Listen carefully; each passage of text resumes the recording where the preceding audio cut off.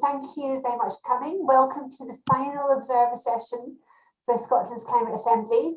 Thank you particularly for taking the time to join us on a Sunday afternoon when it is certainly beautiful here in the Highlands, and I understand beautiful in Edinburgh as well. My name is Susie Townend and I head the Secretariat responsible for the arrangements for the Assembly. And just to remind everyone that we are recording the session today. The format today will be for you to hear from a few of the people who have been involved, and then there'll be a chance to ask questions at the end. Scotland's Climate Assembly is independent of government and parliament and was set up as a requirement under Scotland's 2019 Climate Change Act.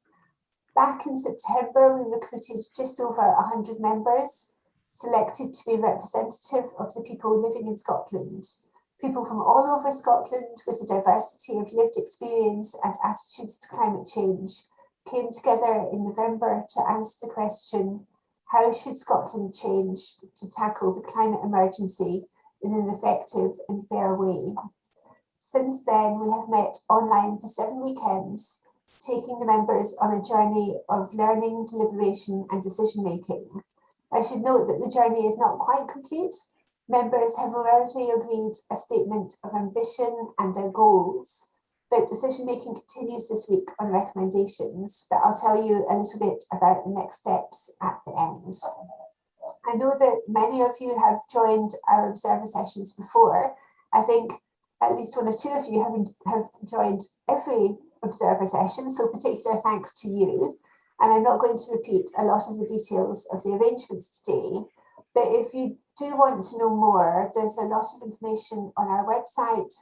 And if you're particularly interested in the process, then you can watch the Observer session from weekend 6 with contributions from the stewarding group, who are a diverse group of stakeholders who have advised and supported us in our preparations. The Sortition Foundation, who recruited our members, and involved in the Democratic Society, our design and facilitation team. And of course, you can ask them questions at the end. Although our members are aged 16 and over, we wanted to ensure that the voices of younger people were heard. We have therefore worked with the Children's Assembly to integrate this perspective into the Assembly's work. And I'm really pleased that Katie Reid from the Children's Parliament is going to talk to you about that now, and I'll pass to Katie now. Great, thanks so much, Susie. I'm just going to share a couple of slides if that's okay. So, great.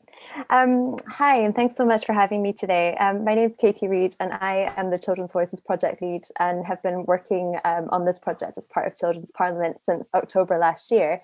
I've had the great privilege and joy of working with just over 100 children since October to involve them within Scotland's Climate Assembly. And the children that we've been working with come from 10 different local authorities across Scotland, and for many of the children was the first time they've really engaged in any sort of conversation or discussion around climate change and tackling the climate emergency in at this point in their lives. And so it's been a real journey for all the children involved. But today I just wanted to talk to you a little bit about why this has been such a significant moment for children's involvement in the Climate Assembly, but also some of the key things that have come out of the children's investigation. So back in October, we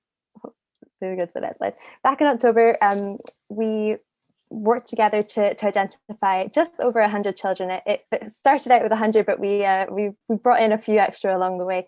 And so we had just over 100 children across Scotland up to the age of 14 participating in this project. And so you can see here on our map that we have been working with 10 different schools. And because the nature of COVID-19, we knew we'd be working for the most part remotely. And actually, as we've ended up here in March, we are continuing to work in a remote context.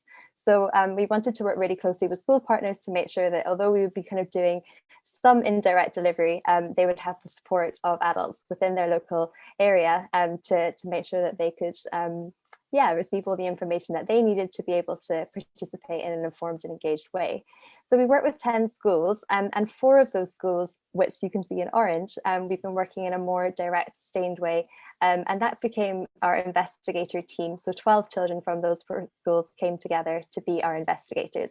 And their role throughout this process has been essentially to analyse the views and to gather the views of their peers from the other parts of Scotland, and to kind of in a more in-depth way explore the key themes that the adult assembly members have been looking at over the past 5 months. So the children have been on, this very in-depth journey. We've been using a lot of creative participatory methods, digital surveys, and also the good old postal service to make sure that the children have been able to participate and to share their views on some of the key questions that the adult assembly members have been deliberating. So one of the ways that we have been doing this is through interactive digital surveys. And this allowed us to kind of, at the very beginning back in October, get a sense of what children already know and feel about the climate emergency, and what they know about what Scotland's already doing to tackle it, but what they think that Scotland can do going forward. And so here I've just got some of the key findings to come out from that survey back in October, which I wanted to share with you today. And these are all available on the website from the Climate Assembly. There's a section that's specifically for the children and the kind of outputs that have been coming through our work with them, but it's also available on the Children's Parliament website as well.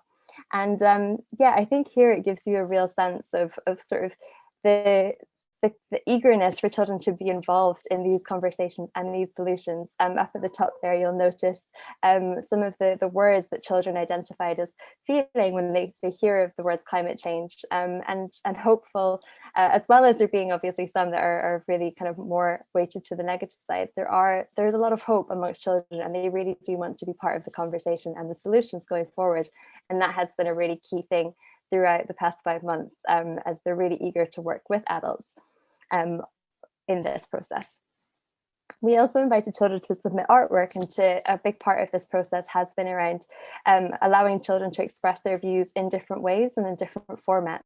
So we also have a gallery of that artwork available online for people to view in your own time. And it really does allow to sort of see children's visions for the future and what they hope Scotland will take forward as a result of this process through the Climate Assembly. Our investigators, we would meet with almost every week from January time before Christmas, because they were still in school at this point. We were meeting on a fortnightly basis.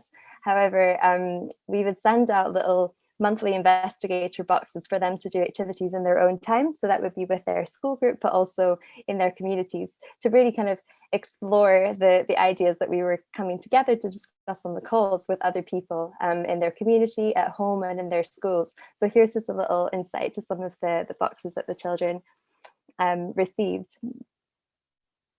And these are our investigators. So they are from all different parts of Scotland and have been working together remotely this entire time. And it still amazes me that we haven't actually had the chance to come together in person, because it has been so lovely to see such a team come together and such lovely friendships to be formed over this time.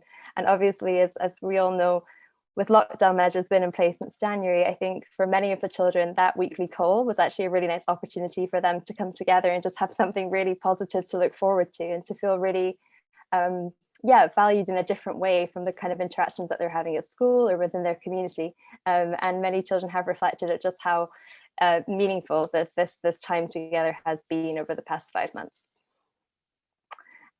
Here's just a little photograph of one of our calls.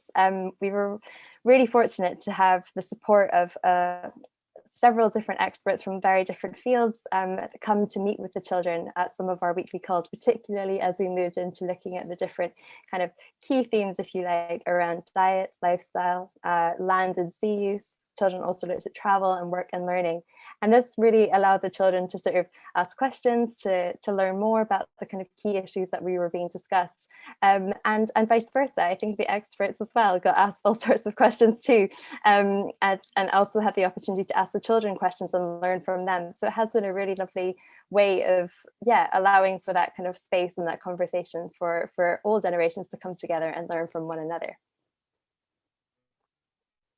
And this kind of brings me nicely to where we have been in this past sort of 7 days. This time last week, the children had the opportunity to meet with some of our adult assembly members for the first time. The children have been communicating their ideas with the adult assembly members through short films, which are all available on the website. And they particularly would want to highlight the final film that the children created at the end of last month, which captures all of their calls to action, which were put out to a vote with the wider group of children across Scotland, and yeah, have been shared with the adults to consider as they're pulling together their final recommendations. But I wanted to just share a couple of quotes from last Sunday. It was a really special morning. I think I know there's a few people on the call here just now who were there, and it was a really nice opportunity for the children to share directly with the adults what key issues that they want them to consider as they're developing their final recommendations. And so this is a quote here from one of the children who shared this at the end of the session with all the adults, and there was a lot of adults on the call, much more than we were used to from our previous calls.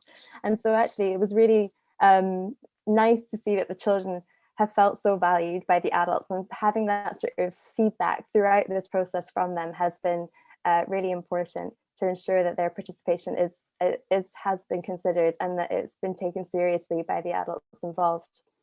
So this is a quote from one of the investigators here.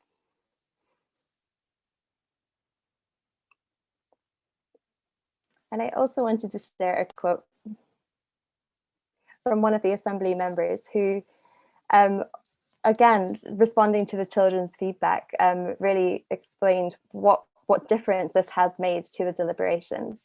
It's a really important year here in Scotland for children and for their human rights. It's just this week, on Tuesday, in fact, we were delighted to welcome the news that the Scottish Parliament has unanimously passed the United Nations Convention of the Rights of the Child's Incorporation Bill, meaning that for the first time, children's human rights will be enshrined into Scots law later this year.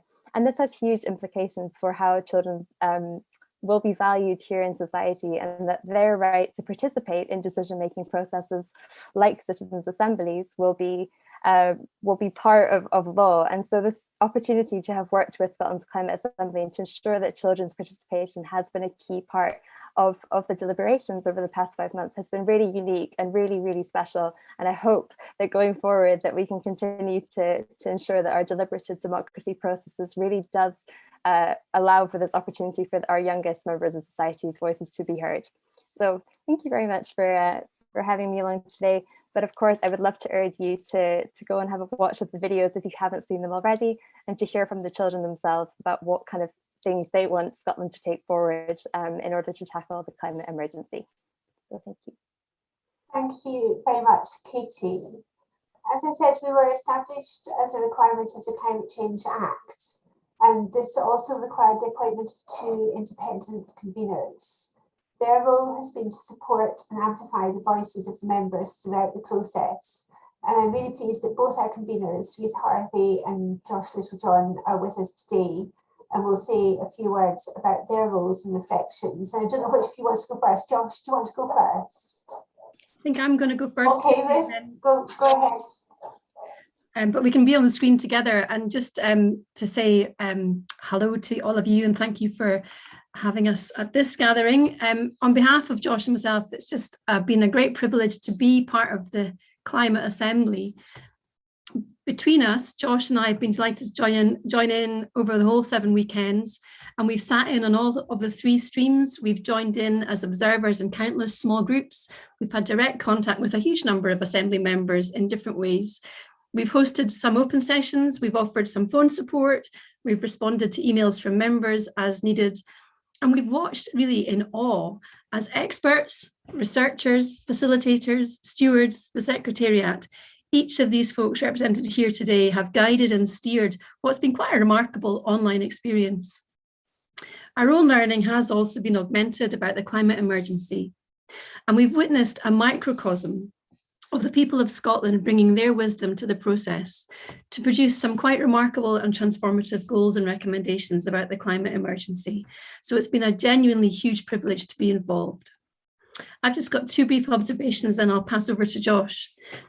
First of all, my first observation is about the journey of the members. The 100 or so members that have been part of this process have been led through a series of gatherings, and they have in the process been introduced to really very complex issues and concepts. They've had to listen very carefully to one another. They've had to drill very deeply into goals, recommendations, statements, scrutinising data and evidence, versions and iterations and reiterations of statements and goals and recommendations, and all of it online. This has been a hugely professional yet also deeply compassionate process, and I take my hat off to the facilitators in particular. The transformative power of this experience, however, is illustrated for me by the views of a couple of the members that I met, particularly in weekend 4 and then again in this weekend, who talked about the energy, the information and the commitment that they now have to make small but significant changes in their lives. For example, somebody talked today about how they're now having milk delivered in glass bottles. Others have talked about looking into switching to having electric cars. Others are talking about considering what to do when their boiler needs to be replaced. These are small but significant changes that folks are going to make now in their lives. Someone else in the small group I was in today, when asked about looking to the future, said, "These 7 weeks have been an introduction, a difficult and a little introduction, but now I'm completely pumped up and ready for the next steps." And that for me sums up the power of this kind of event and how effective it can be online. And the second thing I want to say, and then I'll hand over to Josh, is just about the risks and the opportunities attached with this kind of process. There's always both risk and opportunity in any deliberative process, whether it's online or not. The risk is that gathering such a diversity of views together as you'd expect to meet in such a gathering like this could lead to polarization, to division, rather than to cohesion. That's always a risk. But there are also always opportunities too. And these opportunities have been evidenced for me in the skill and the professionalism of the facilitation team, when those very robust views and very diverse views that were present in the assembly have been brought together, have been welcomed, and have been genuinely and compassionately heard and shared and listened to. So my hope is that this kind of civic space for conversations about difficult things that matter deeply can be mirrored more widely in civic society now and for all time. This is part of the way we do things in Scotland, part of the culture of this country. So it's been a great privilege, and I'll hand over to Josh. Thanks very much, Ruth, and hello everybody. Yeah, just to share just a couple of brief reflections. Really, I've thoroughly enjoyed being part of this process. It's obviously been a very unique time to run an assembly like this in COVID, where it's all had to be facilitated online. And I've been struck really, considering there was such a range of individuals from all walks of life and different backgrounds and different views on this issue, just how much consensus was formed, all of the discussions that I observed and sat in on, really there was consensus and collaboration and really constructive debate and discussion between all the members, expertly facilitated by the facilitators. And I think the results of that process are a really ambitious set of recommendations and practical implementation thoughts, that will now be considered by the politicians, which all 5 political parties have committed to. So I think it's been a really rewarding process. I can see that there's been a lot of personal transformation for all of the members involved. Certainly I've learned an awful lot more about the climate change issue and I'm much more educated, and I will enact that in my own life. So yeah, just to reiterate my thanks to the members, my thanks to the Secretariat and the facilitators and all of the evidence leads who demonstrated such a breadth of evidence that people were able to take in. So thanks again, and I look forward to seeing how these recommendations land and hopefully seeing them implemented. Thank you. Thank you very much indeed, Josh and Ruth. Of course, the most important people in Scotland's Climate Assembly are the Assembly members themselves, those 100 people who volunteered and were selected to participate. We are, as Josh said, tremendously grateful to the members. It was a privilege to be selected to inform some of the most consequential decisions Scotland will take, with implications for all of us as individuals, as a country, and for our planet. But serving as a member of Scotland's Climate Assembly was also a responsibility and a commitment. Sometimes it was frankly just hard slog. But Assembly members are rightly proud of what they've achieved, and I'm delighted that 2 of them have agreed to speak to you just now. So Susie and Capolo are going to tell us a little bit about their experiences and hopes for the recommendations. And I would start off with Capolo, just asking you, why did you become an Assembly member? Thank you. I think for me it was two reasons really. The first one was an opportunity to learn more about climate change. It's something that I was always interested in. And I thought if I joined an assembly, I'd be able to find out more. I'd be able to hopefully contribute some ideas into how we solve the problem. So it was an immense privilege for me to be involved, and I've absolutely loved it. The second bit was a bit more personal and maybe selfish on my part. I was born and grew up in Lesotho, where throughout my childhood, the effects of climate change were being felt by the subsistence farmers and all the other people that were around me. And I thought this was an opportunity for me to contribute towards making a difference and hopefully living a better world for all the people that will come after me. So that's why I joined. Thank you. Maybe I can ask Susie the same question. Why did you decide to become an Assembly member?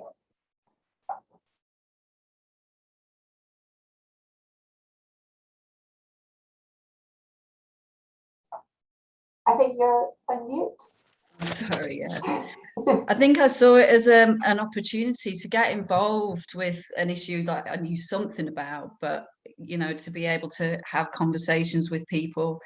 I live rurally, so sometimes I get involved with things where I can, and I'm involved with a couple of community groups, but to have a chance to maybe change things on a wider level without having, you know, prior experience or qualifications or background in that was really special. It was like winning the lottery, getting the text, and I remember sending that to my daughter, and she was saying, you know, that's amazing. Is this you mean the Citizens Assembly, like the Scottish Parliament Citizens Assembly? Because she's at Glasgow Uni and she went to a lecture about it, and she said you're part of history, you know, this. And so I didn't know what, I was curious, what's a Citizens Assembly and what, you know, how's it going to work and what's it hoped to achieve? But it seems like it's democracy in action, and I think there should be a lot more of them. And I feel like I'm paving the way, hopefully, for more of these future, you know, generations to be involved, and this to be wider conversations about important issues that affect all of us. So it's been quite, my mind is like a primordial soup of ideas and sort of activity at the moment. We're sort of still on a high from, you know, I can't quite believe it's over after 5.5 months. It's yeah, life-changing. It's fantastic that you've just given us this extra hour of your time, and we're super grateful. Maybe, Capolo, you could just talk about one highlight or memorable experience throughout these long 7 weeks and 5 months that we've been on this journey. I think now that I've come to the end of it, what I'm most going to miss about the entire process is the community. Taking so many people who always didn't agree on all the things, but being able to form a community, a sort of instant community of people, and discuss and debate. And I don't think I've been in a group where there's been a proper falling out.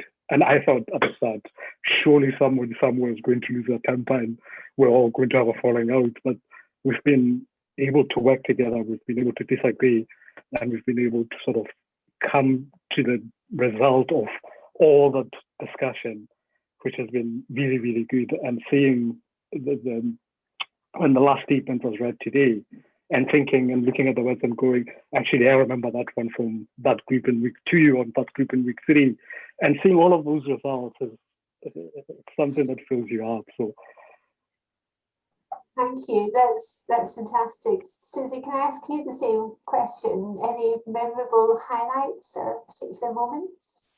Sure. Yeah. I mean, every group was different, and it was fascinating to see the dynamics of how everybody interacted and from different, hearing everybody's experiences and being able to give and get feedback about. I was quite surprised because some of the groups that I was in, people seemed to be, you know, I thought maybe I was making comments that people weren't sure about, and then they'd be like, at the end of it, everybody would say thank you for telling us, like, if I wouldn't have known about what was happening in your area and things, that issue at all, or you know, and then hearing about being involved in the Children's Assembly last Sunday, I found their involvement was inspiring. The way that they do things, I think sometimes the lightness, adding some lightness to it, reminding us that we don't have to get, you know, we can be human beings about this. You know, it's not all about kind of head stuff. We can be, you know, they have just such a direct way of not getting caught up in the convoluted issues, and just having quite a, you know, very direct ideas, and they're quite brilliant. So yeah, and just that there are so many things, some of the radical ideas that I didn't know about before, like you know, whole overhauls to our economic system. We've got, you know, it feels like we're on, it's watershed time, you know, and so to be, you know, in some way, you know, useful to that, because this is a momentous year, I think.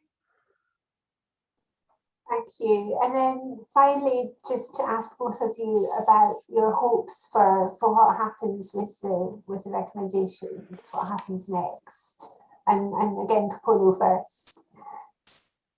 I was hoping you'd say Susie would start first, but okay. Oh. If you want to go first, Susie, but please. Oh, sure, yeah. I hope they listen. I hope they, you know, I hope, first of all, that what, you know, we've worked really hard, we have, and I've just been so, you know, I think having it all come together over the past few weeks, it's been very intensive, and we've watched the shaping of things in different stages.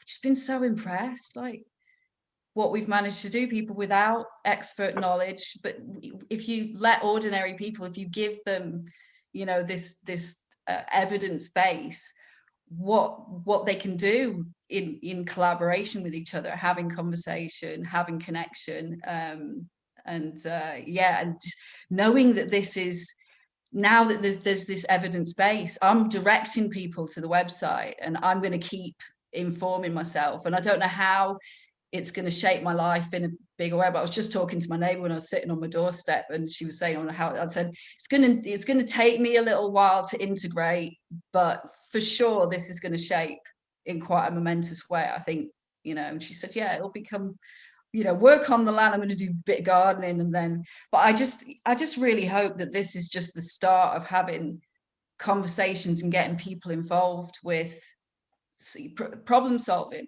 that you wouldn't, you know, we know how things affect us and our communities and our families and what our lives are like and what we think matters. You know, we can do amazing things together. Thank you, Susie. That's really inspirational. Capolo, do you want to add anything to that? Do you want to say anything about your hopes? Like Susie, I hope what we've come up with will get implemented, and that the politicians will listen to us as ordinary members of society who have spent so much time trying to craft something and have come up with something that is relatively straightforward and hopefully simple, and they can see where the evidence is and where the ideas come from. But I think more than that, it's, for me, demonstrated that you can get involved and you can try and make a difference in your community. And I hope more citizens' assemblies are enacted in Scotland, and ordinary people are invited to give their opinion on how the country should be run, and how, you know, the small ideas, the sort of thing that nobody would listen to, but actually if it's coming from all of us, then it demonstrates that that's what we would want to be done. So that is my hope. Thank you very much indeed, and that is really inspirational to hear from both of you. Now I'm going to turn to two of our evidence leads, Professors Ian Stewart and Kevin Anderson. Ian is President of the Royal Scottish Geographical Society and has been our lead communicator, acting as guide to the Assembly members. Members have heard from over 100 speakers presenting a variety of perspectives, and giving them an evidential base in which to make their decisions. After an introduction to climate change at the global and Scotland levels, members spent time in streams working on work and travel, homes and communities, and diet, land use and lifestyle, before coming back together to hear from the Climate Change Committee and the Climate Emergency Response Group on the Climate Change Plan update. Throughout the process, they've been drawn back to considerations of what is effective and what is fair. And Ian has been there to support the members as they grappled with the evidence, drawing on further expertise as required. Ian, do you want to say just a little bit about the evidence from your perspective? Yeah, and then I'll throw over to Kevin. I think it's fantastic to hear those testimonies really from the Assembly members, and we've been hearing lots of them today in different guises, and it's just so rewarding. I think it's tempting from this perspective to start thinking from the evidence group point of view to start talking about how complex our job was. Climate change is this issue that sprawls in 1,000 different directions, and the idea of boiling it down to this essential residue to deliver over a number of weekends to a group of people that are starting often from scratch seems overpowering. But actually, if you talk to everyone from the evidence group that has been involved and given up their time and their grace, their expertise, really, what they'll talk about is how privileged they feel about being part of this, because it's been just remarkable to watch this alchemy happening of this complex technical detail that's in some cases are confounding. Experts have been working it for many years, just been translated into the everyday language of meaningful action. And I think that's what's really demonstrated the real intent and purpose of these deliberative assemblies. The result is a legacy of an incredible evidence base that's on there as a substantive online educational resource. But I think, as we were hearing, it's the transformational stories that's happening, and it's transformational within our group as well. And I'm going to throw over to Kevin because I know he has got some thoughts on that as well. So Kevin, do you want to add to that? Okay, yes, yeah, I want to echo everything Ian has said there. I was asked just to quickly reflect on how, as an evidence lead, I've seen the process evolve over the last, 5.5 months or so now. And I sort of wanted to touch on a few points. First, I think on the support side, this whole process has been virtual engagement rather than physical one. And that's been a huge challenge because people have got different equipment, different connectivity, and probably most important, different levels of experience engaging virtually. And the support team have been utterly fantastic in that. They've always been courteous, friendly, and solved all the issues really quickly. And that's been really key to it being a sort of an inclusive process. And it's easy to miss over those sort of things. They are absolutely central to how this process has worked, those support staff. But also alongside that, I think, is the facilitation. And the facilitators, and I only go by my own experience of engaging some of the breakout groups, but the facilitators have provided really good, unbiased guidance. They've brought the members together. They're really, really clever in teasing out the views and the judgments of some of the shyer members, which you're always going to get in these sorts of events, and teasing those views out so that they are heard as well. And they've also had to deal with, on occasions with those people that are more challenging for the process. And they've done that in a very professional way and handled that really well. For the members, to me, I was probably quite skeptical about their level of engagement, but I've been really very surprised. It's been really high level of engagement right throughout the process. And I think I'd go also slightly further and say that their level of knowledge is sort of ranged now, just 5.5 months on, from somewhere between adequate and excellent in terms of understanding climate change, about to come up with recommendations. And I say that as an academic, where actually I found lots of academics working on climate change probably wouldn't really reach that level. So I'm really impressed by the level of understanding that some of these people have got when they start off from a blank page, and within 5.5 months later, they're making good recommendations, which in the end, I think are also interesting because they're having a very fair and effective reflection of the evidence that they've received. And I think they've pushed the Scottish Government much further than the Scottish Government's own proposals are. So that's really a positive move. What would we do differently? We always have to remind ourselves, or to look back and say, well, what would we, if we were to do this again, and hopefully we will do in different areas and so forth, what would we do differently next time? I think early on, we didn't really tease out the contextual framing of climate change. What is a climate emergency? What are the timelines? I think we could think about doing that differently.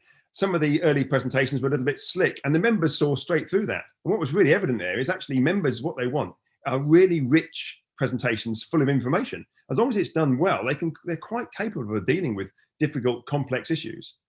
And I think Chris Start's presentation and the Q&A works really well. I think that model is an interesting one.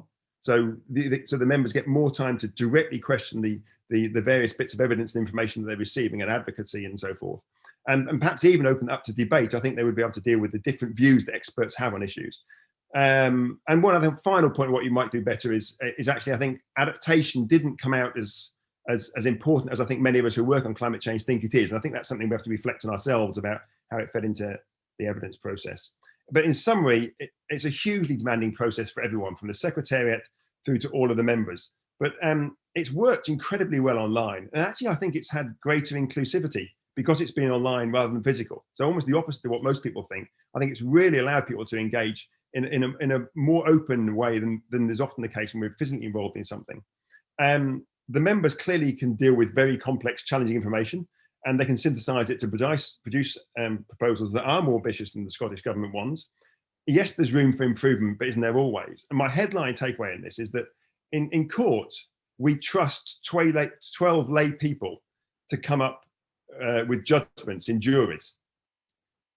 And probably has been quite a revelation to me. I feel now that after this process that I can trust Citizens Assembly members, lay members of the public, given a good balance of evidence and information, to actually synthesize that and provide really robust guidance to government.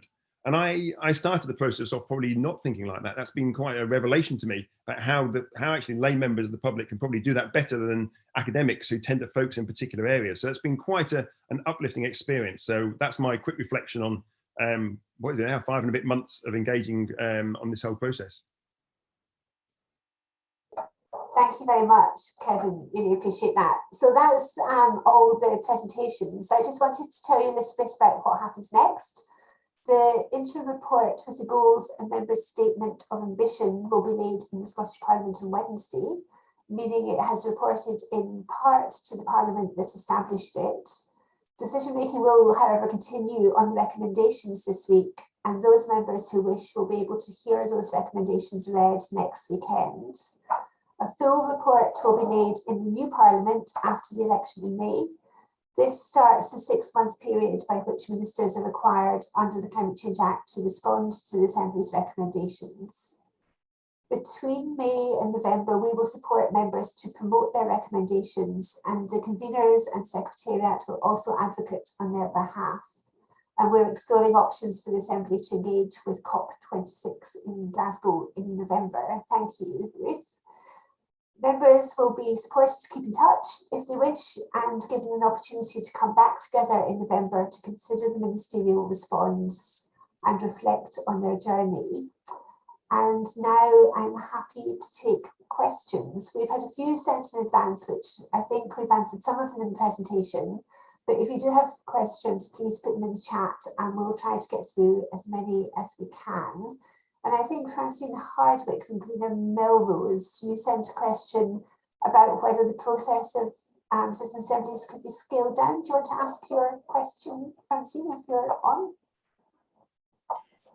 Thank you. Yes. Yes, I was just wondering if there was any work being done on creating some sort of blueprint or guideline that could be used by local authorities to set up similar types of regional local citizens assemblies that could be a useful way of making progress on decisions and recommendations on what they might do in their own regions. Thanks, Christine. Kayla, do you want to take that question to start off with?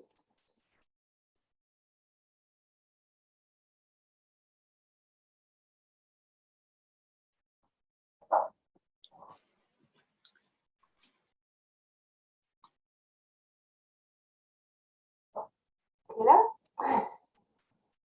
Kayla's maybe.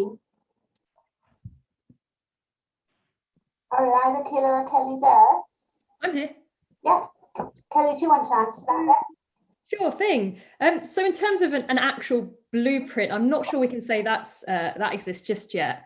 But there certainly are a lot of assemblies already happening at the local level. And there's certainly a lot of discussion about how you could have a series of local assemblies that could in some way connect and inform each other, and then connect to other layers of governance as well.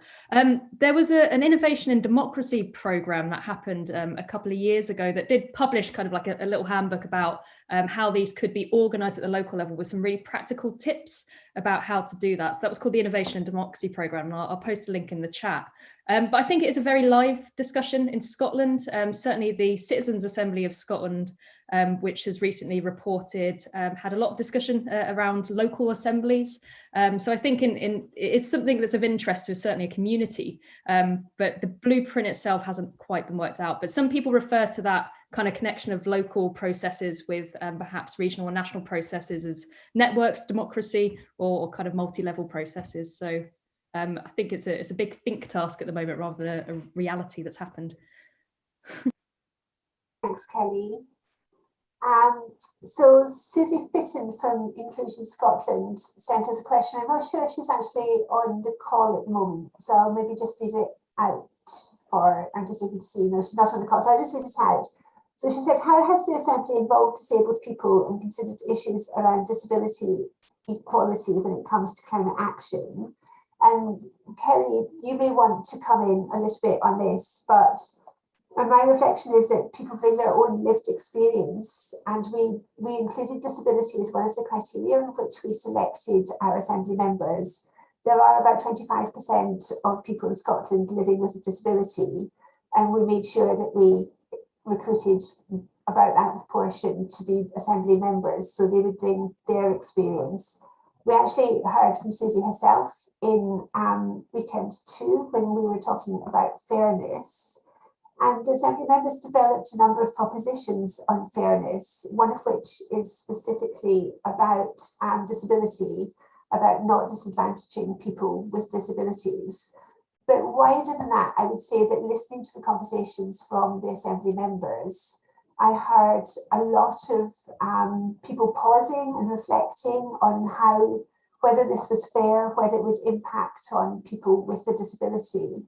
And I think perhaps the reason this was so prevalent in people's thinking was because there were people there as Assembly members who have a disability, and so were completely integrated in the process. But Kelly, I don't know if you want to say anything more on that. Yeah, certainly. I mean, I will say that it certainly came up as part of some of the discussion in groups. As Susie said, you mentioned there the fairness propositions that members co-developed. And so off the back of that, members were considering fairness throughout the process, and it's something, again, they revisited today as they were developing their supporting statements for their recommendations. And I have seen some notes, even though they've not been collated yet from today, that have touched upon disability in that aspect of fairness. But it has been part of the discussions, of course, informed by some of the evidence that Susie just mentioned there, or the inputs at least in Welcome To, and from the members bringing their own lived experience. But that's the way that's really come through into their discussions, and they've been the prompts that have kept them there. Thanks, Kelly. And then we had a question from Marguerite Hunter-Blair from Play Scotland, who again I think is not actually on the call, but she asked how children can have their right to play realised, free from social harm and violence, and sufficiently free from pollution, traffic and other hazards that impede free and safe movement. And I thought maybe Katie, you could speak to that, because I know the children talked particularly about play in their sessions. Yeah, this is one of the key themes to emerge from the children's conversation. I know one of the streams was around work and learning, but we kind of encompassed play within this theme, and it also crossed over into lifestyle as well. And actually, to an extent, land use too. Children recognise that a lot of the impact of climate crisis is affecting children's right to play globally, but here in Scotland too, partly because space is an issue where children do not have access to safe spaces to play. And one of the children's key calls to action is around making sure that that there are more efforts and more investment is put in towards making places more accessible for children to play.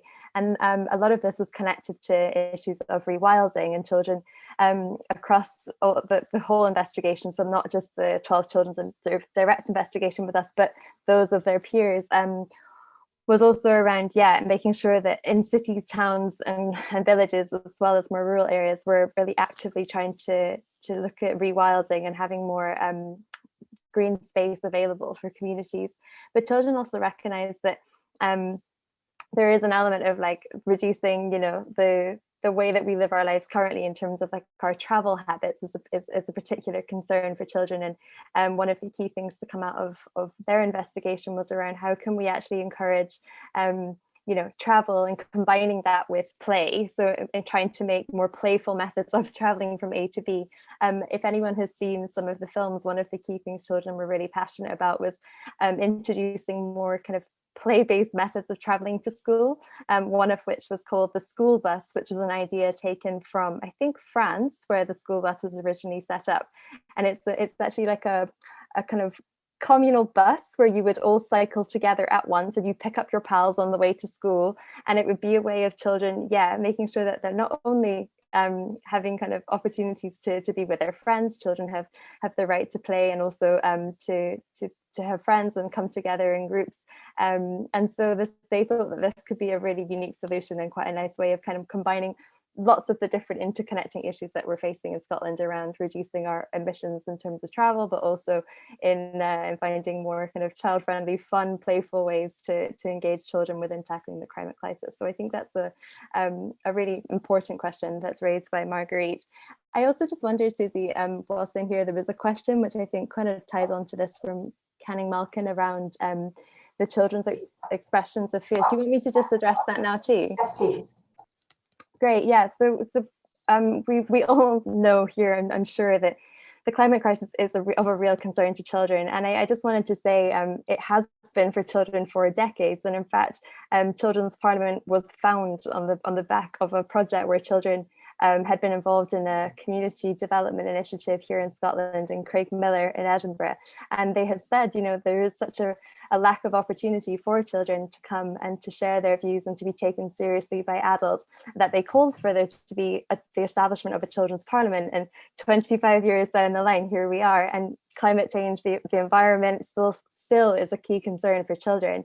And I think it's really interesting to look historically at what the things children have been telling us and how there is a lot of anxiety, there is a lot of fear and sadness about the fact that this is continuing to be such a concern. But I think what's been really evident is actually more frustration and children feeling that there's just inaction.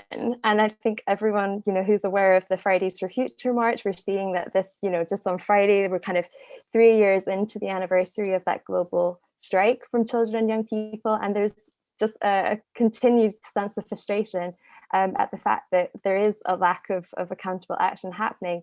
And so I do think that was a really key thing to come out. And we anticipated that. So we purposely designed this project to be, to use Susie's word, light, as in many ways, and to try and use a hope-based approach, one where we're really empowering children to feel that they are part of the solution. And actually, the Climate Assembly, the fact that children have been involved in this and really meaningfully engaged, I think has allowed children to feel really part of these conversations, and certainly through our surveys, when we ask children, how does it feel to be part of this, and what do you hope to get out of it? The sentiments that children have shared have been those of, it's really important that we've had this chance to have our voice and to be heard. But I'll end with this, and as the children did in their final film, it is now over to us as adults.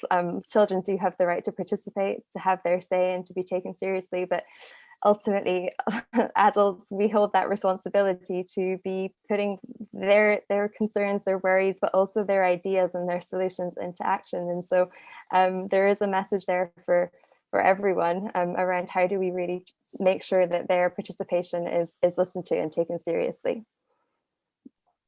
Thank you, Katie. Doreen, I think you wanted to come in. Sorry, Susie, it was ages ago, to the answer to the question around that Francine posed about local authorities and others. I don't want to take up too much time, but there are a lot of conversations going on around how we really do bed in deliberation at all sorts of scales. I've been looking in the chat at the conversations that it doesn't have to be at citizen assembly scale. So I think what we're keen to do is learn, and I should introduce myself. I'm head of open government for Scottish Government, and work. One part of the work around open government is to look at how we do look at democratic innovation in Scotland to properly help people get involved in decision making. So if anybody's particularly interested, please do get in touch with me, and I will try and connect you to the right kinds of places and the right kinds of thinking. Thank you, Doreen. So Justin Kenrick has a question for Kevin. I know you've put a question in for Susie and Capolo as well, Justin, but we've promised them that given how much they've done today, we're not going to grill them further. So if you could just restrict your question to the one for Kevin, please.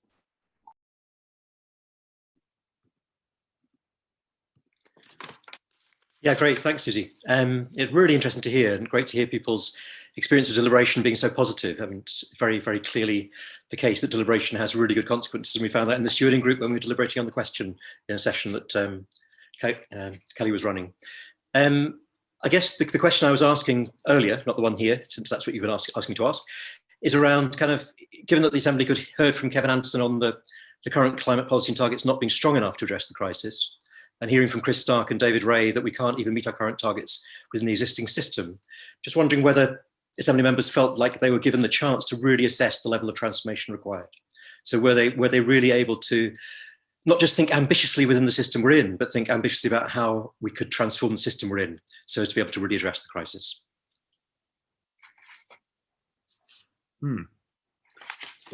A challenging question. I think there was scope for debate about those issues. And probably from my own learning curve, I think actually the members could have dealt with more debate and actually richer levels of information. I was really surprised by how they were able to take things on board and assimilate them quite quickly, actually. So I think it would have been helpful to do that because it makes you realize that there are different interpretations of the scale of the challenge that we face, and that the climate emergency isn't just a climate emergency. We have different interpretations of it.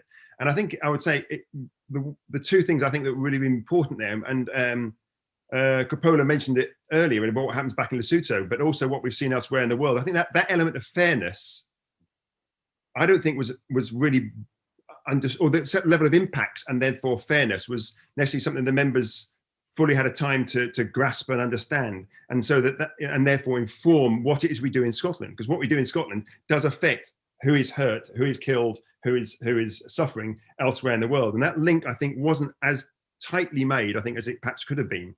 And I thought that would have played out in the end by the recommendations not embedding some of the sort of more systemic change and particularly issues of urgency that I think are necessary. Having read the recommendations and not seen the very final set of them, I've seen some of the sort of penultimate sets, I think actually the members, either through what they heard or through other things that they read outside of the process, and I'm sure a lot of them did, actually did start to grasp the actual scale of the urgency. Now, and I found that really quite uplifting. They weren't talking about, well, what can you do in 2030 and 2040 and 2045? They were talking about what can you do now in 2025 and 2030, even if they weren't always using directly those particular years. But that's the sort of, it's what can you do now immediately? That was clearly coming out. And also, I think it's interesting to hear what Susie said earlier when she was talking, the member talking about, actually, she'd never thought about this before, but she was thinking about system change and how do you reform the economic system of a country to make it sort of serve the citizens of that country rather than just seeing them as consumers, if you like. So actually, I think those things did come out. I'm not sure they came out directly from any particular piece of evidence. It was that combination of presumably the range of evidence that they heard, but I still think it lacked those bits that should have pushed hard there. But I'm assuming they picked up things from elsewhere. So I was surprised by how the members did actually engage in those subjects in the end. I hadn't expected that level of of system change and urgency to embed it in the recommendations. That's great, thank you. That fundamental trust in people is something that comes through really clearly in these processes. Yeah, I mean that was the biggest learning curve for me. I'm not, as an academic, I work in the numbers and engineering side and the science side. I don't spend so much time engaging directly with the public in events like this. I give talks, but this is very different. And I learned a lot from this. That give the members of the public the information, give them the time and wherewithal to think about these things, and they come up with very sensible answers. I wish the policymakers would take that same time and effort. That's from Susie now. Thanks, Kevin. I don't know whether anybody else, if any of the facilitators or anybody else involved in the process wants to come in on that answer.